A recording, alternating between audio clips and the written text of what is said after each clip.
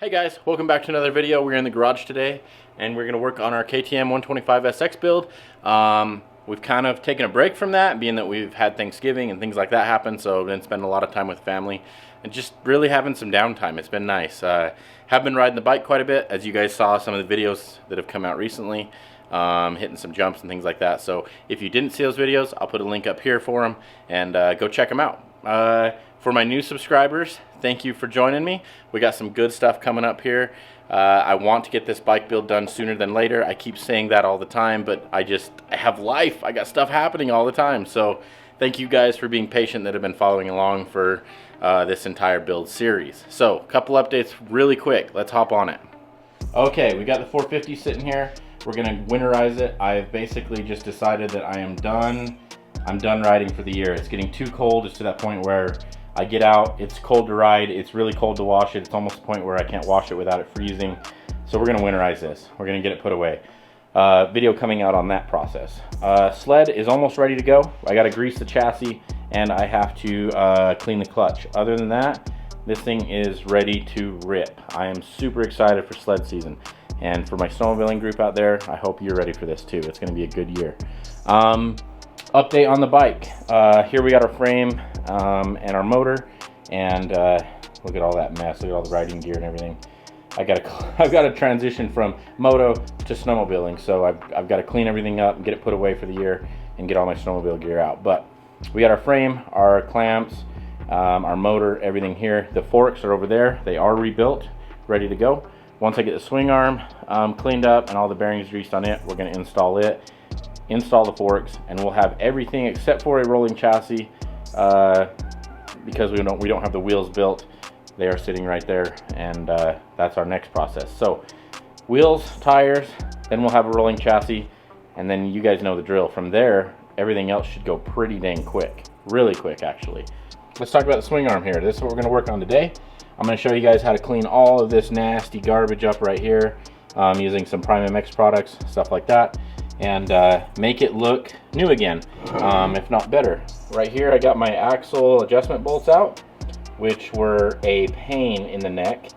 This one came out, I say bolts, I only got one out. I'll show you the other side. This one came out fairly easy.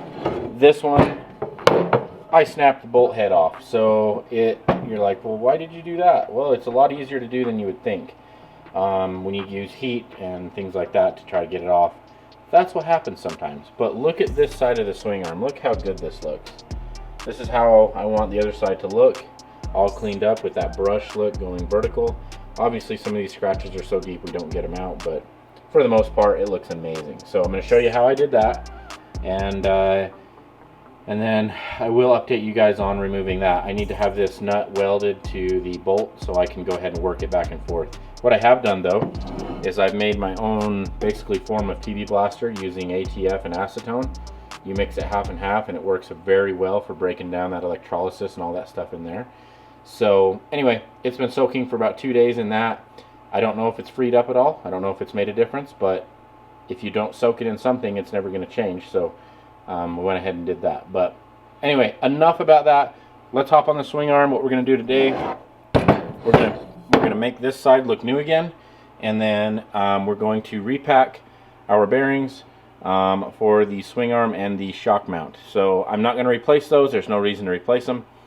They're in great shape from my initial inspection, but we do need to clean up these bushings, make them look really good, and obviously, you know, re-grease everything, clean it all out and re-grease everything. So let's hop to it. Okay guys, the way we're going to start cleaning up this swing arm, we've got a danmx wheel with the Dremel adapter there.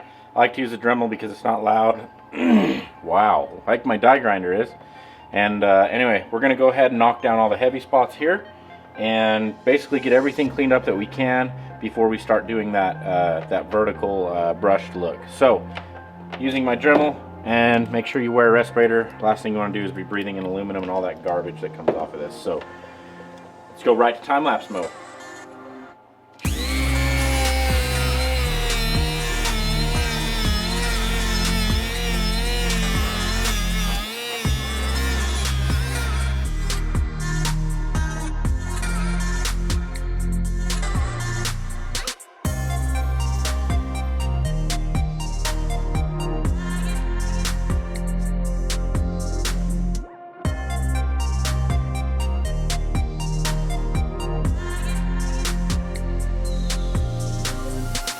Alright, so I've been at it probably about 2 or 3 minutes here, just running back and forth, and you can see the difference between the old look right there and the new. Substantial change. Doesn't take very long. It does go through the wheel fairly fast, but man, this is an amazing results for only a couple of minutes.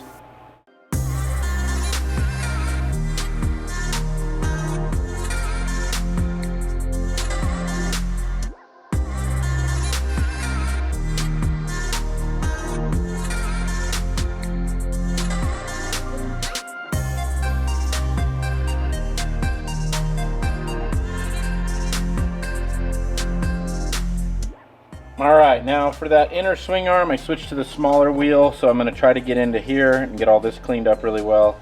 I'm not worried about this in here too much. I'll probably just hit that by hand with a Scotch-Brite pad, but I am going to make the rounds across here and try to polish this up. It's going to be a little bit difficult, but should look better than it does now.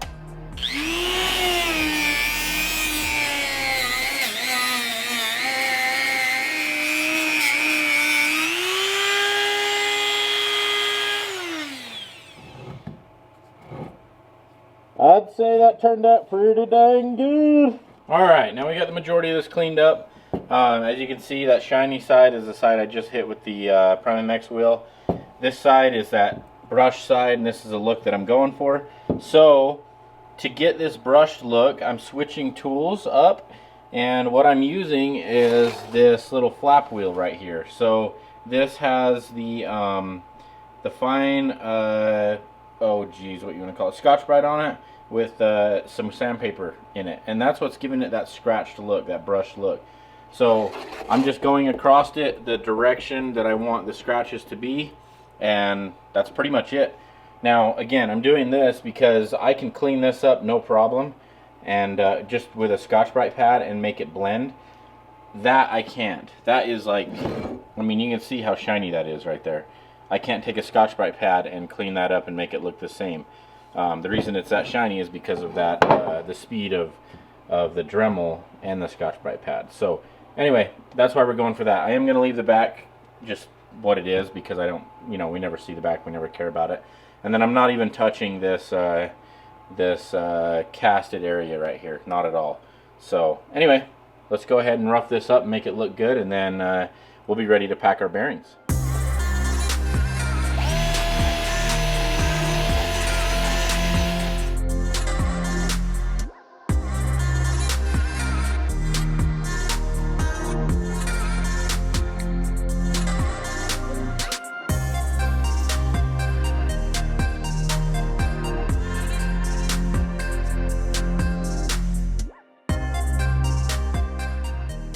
Okay guys, we got the swing arm all brushed up, looking sweet. Do me a favor, if you're finding some value out of this, if you guys like to see more dirt bike content, snowmobile content, build content, all that stuff, hit that subscribe button, give me a like, hit the little bell, the little notification bell, and we'll move on to bigger and better things. So next thing I'm going to do real quick, I'm going to clean up this table, get it all spick and span, get all that aluminum dust off and Scotch-Brite wheel and everything, and then we'll have a clean area to work on our bearings, which is what we want. So clean up, pack bearings. Okay, let's start repacking these bearings. We will start with this guy here and just work our way through all of them. Now these bearings are pretty easy to do. Basically this has two collars, if I can pull them out. There's one collar, and then obviously one on the other side. And then we've got the actual sleeve itself, and then inside you can see there's a bunch of needle bearings, a ton of needle bearings. Now there's not much grease in there, so what we're going to do is just clean off each one of these sleeves here, these inner races, I guess you would call these technically, and our collars. And then what we're going to do is we're just going to reach in there, we're going to get as much grease as we possibly can out of there, and get it clean, get it cleaned up as much as possible without dropping our needle bearings out. Now if you do drop a needle bearing out here and there, you should be able to take them and put them right back in, but shouldn't be a big deal. So it's a fairly quick, fairly simple process. We're not going to replace the seals on this because it does seal pretty good. It's pretty tight. Honestly, with the amount of hours that are on this bike, I didn't really see the need to go ahead and do a full bearing rebuild on it. So I'm going to save my money where I can and put it where in other places where I need to.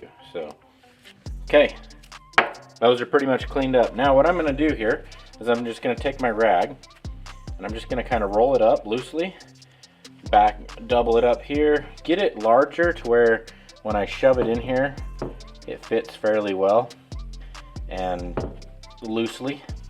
And I'm just going to rotate it in and clean up all that old grease that is inside those bearings. And like I said, there's not really a lot in this bearing, so it shouldn't take too much cleanup. You can see there's not very much going on inside that bearing. Not too much grease in there. So that being said, we're going to go ahead and get our brush out. We're going to brush some grease in there, brush some grease on these. I'll clean them up on the wheel real fast. Actually, probably just do it right here with some Scotch-Brite. I'm just going to buff off these rough spots here, just on the Scotch-Brite pad. Shouldn't take more than a couple seconds. And see, we're already getting cleaner. And we'll just clean these up, make them look like new again while we're at it. So starting to look pretty good there. That's good enough for me. Not too worried about it because these will be covered up by the frame. They're not an exposed piece, but at least the buildup is off of them now. So let's grab our brush, our grease, and let's fill this thing up. Okay, I'm using the Maxima waterproof grease, the blue stuff. I love it. Use it on everything. And then I'm just using a acid brush here. Basically the same thing you use for soldering or whatever. And what I'm going to do here is I'm just going to brush the grease into the actual bearing itself. I'm going to be pretty thorough with it here because I do not want to have to come back and do this anytime soon. There's a period, I mean, they're bearings, they're greasable bearings. They're something that we should maintain, but I don't want to come back and do it. So I'm going to be very thorough about it. And these bearings never ever make pretty much a full rotation because the swing arm never goes farther than about, oh, I don't know, what, 20 or 30 degrees of flexibility with the shock off. So, you know, with the shock off, the most flexibility it's going to have, that's about as much as this bearing actually moves. So we just want to make sure we get a lot of grease in there and get this thing looking swell. And then I'm just going to put a little bit of grease on here because I can, and everything will slide in nice and smooth like. Alright, and then we're just going to feed this in here, rotate it as we go in. We didn't have any bearings fall out that time when we greased it, so that's a good thing. And then I am just going to put a little bit of grease on the inside here of my race, or of my, my cap here, my end cap. And then what we're, oh, can you hear my triplets in there? You might be able to hear the triplets. They're going nuts. They're being gnarly right now. And I'm going to go ahead and grease up this seal where this is going to make contact, and that will help seal the water out when we wash the motorcycle. Okay, so that one is in like that.